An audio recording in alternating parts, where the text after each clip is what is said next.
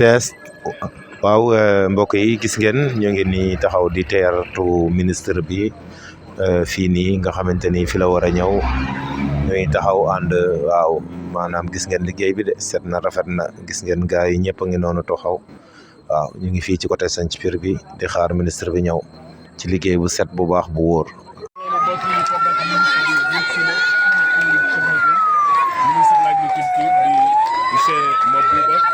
ñëw fekk si président Mamadou Fall li nga xam ne moom mooy président opérateur yi ci Sénégal yëpp gis ngeen ko ñu noonu su bàyyi noonu yëg si délégation bi nga xam ne moom la àndal ànd ak préfet bu Tivaouane ak commandant brigade de gendarmerie ak ñi nga xam ne ñooy notable yi nekk yëpp noonu gis ngeen ko xam ne xam naa dañuy xaaral bi tuuti rek ana oto bi mën naa ñëw oto bi mën naa ñëw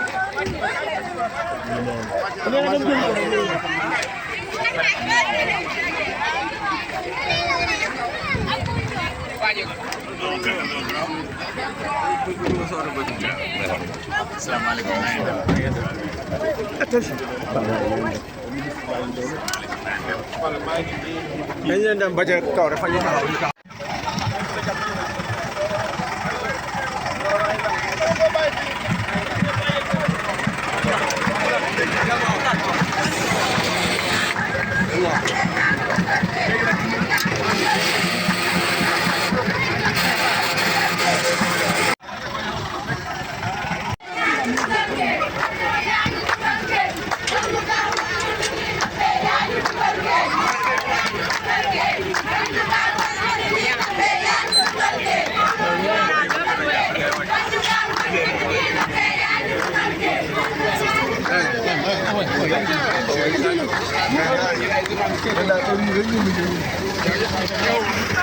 na nga ko bind soo ko moom ku ubbeeku la ku ko bind dana la tontu man mii lépp lu ma jot dinaa ko yeggale kon ñi ngi gërëm ñi nga xam tam ñooy liggéey ci tool bi Xaadim Fall mii sama doom la moom moo yor tool bi moo fi nekk guddi ak bëccëg ak maxaali kon ñoom vraiment maa ngi leen di féliciter bu baax c'était pas évident fii bi ñu koy commencé désert rek la woon mais fi mu nekk nii 42 hectares yëpp lal nañ ko tiwo foo bënn ndox fekk la fa donc loolu tam vraiment monsieur le ministre xam nañ politique bi gouvernement bi lal mooy dañu ni semence écrémée dootu fi am ni opérateurs yi dem leen wuti ay semence certifiée ku ci amatul semence certifiée dina compliqué ci yow donc ñun nag ci joxoñ fii gouvernement bi joxoñ rek la ñu jëm ay opérateurs économiques lañ di sant état bi tam parce que bi ñu door a agsi ñoom fekk nañ fi bor yu ñu ameel opérateurs yi ñu bari ñu fay ko campagne bii ñu weesu ñi ngi ci préparation pour fay ko kon nag dañuy féliciter le gouvernement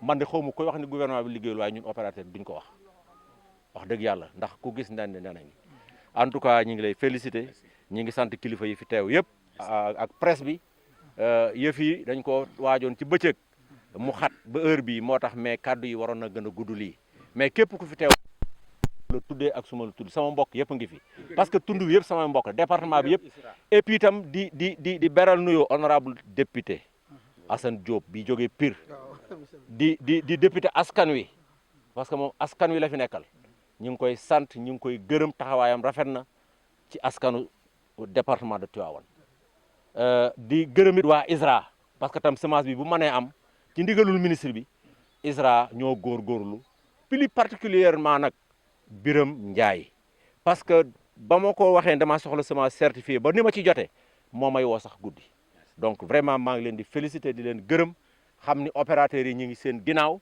ca dara liggéey rek.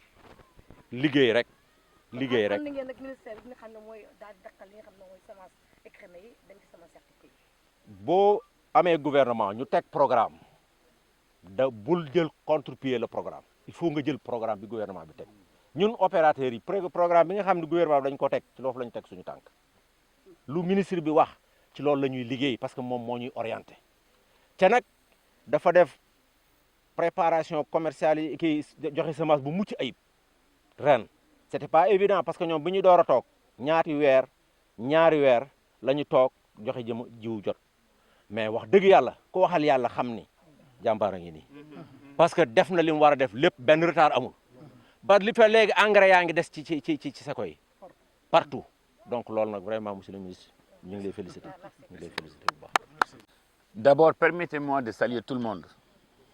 Wolof yi nee nañ ku lim juum mais nuyu naa ñëpp. Et il y a quelque chose particulièrement qui me réjouit de voir le président des opérateurs montrer la voie. Voici un capitaine d'industrie. Je lui avais dit, je veux que tous les producteurs, tous les opérateurs nous fassent des semences certifiées. Il est en train de montrer la voie. 42 hectares avec une irrigation maîtrisée, des forages, un bassin, des asperceurs. C'est exactement ce que j'ai demandé aux opérateurs. Il n'a pas attendu. Hein. Il est en train de montrer le chemin. Et M. Fall, je vous dis qu'on va seminer ensemble. Maintenant, il y a quelque chose qui m'a très réjoui aujourd'hui. Quand j'ai demandé d'amener les opérateurs, il a amené tout le monde. Je vois tous les gros champions ici. Cheikh Baragui, on ne le présente plus aux Sénégalais quand il s'agit de semences. Matar Tall, on ne le présente plus aux Sénégalais quand il s'agit d'engrais. Monsieur Ndiaye, on ne le présente plus aux Sénégalais quand on parle de manioc. Et tout le monde est là, y compris nos honorables députés. Nous remercions et nous félicitons son Excellence le Président de la République pour l'audace et le soutien qu'il nous a apporté. Ce n'était pas évident de nous donner 120 milliards au début de la campagne. Ce n'était pas évident de déposer les dettes et pourtant il l'a fait. Et vous avez vu le soutien continu que son Excellence le Président de la République, le Premier ministre Ousmane Sonko et tout le gouvernement nous soutient. Regardez les forces armées, les forces de défense et de sécurité. Faut engrais war a dem fu jiw war a dem egg na fa. En tout cas, on est en train de collaborer. Ça n'a pas été évident comme M. Fall l'a dit. Mais comme bon partenaire, il ce qu'il fallait corriger dans la franchise, dans la correction et dans le professionnalisme et ils nous ont accompagnés. En tout cas, M. Fall, je vous félicite. Sachez qu'on est très content de ce que je vis ici. Et je peux parler au nom de mon secrétaire général, que je remercie, que je félicite au passage avec tous ces directeurs. Le directeur de l'agriculture aussi n'est pas là aujourd'hui, mais c'est quelqu'un à féliciter. Le ministre Alpha Ba, vous savez, quand on vous délègue, quand votre ministre, votre co-ministre, votre collègue ministre vous délègue la responsabilité de distribuer les semences, de distribuer les engrais, et que tout le monde est content, Gatchenga Lama Alpha Ba. En tout cas, c'est mon secrétaire d'État. On co-dirige le ministère ensemble avec le soutien du secrétaire général et du directeur de l'agriculture et des autres directeurs. Je suis très satisfait de cette administration que j'ai vue, dévouée corps et âme pour satisfaire le monde paysan. On est à mi-chemin, bientôt les récoltes. Occasion fera le larron. Aujourd'hui, est-ce que vous êtes satisfait un peu ce que vous avez vu en termes de levée de l'agriculture? Vous savez, l'adage dit, tant que vous n'avez pas récolté et que vous n'avez pas mis les récoltes dans le sac, il ne faut pas crier victoire. Mais ce qu'on a vu est plus que satisfaisant. Ce qu'on a vu, prions que le bon Dieu fasse que les choses continuent.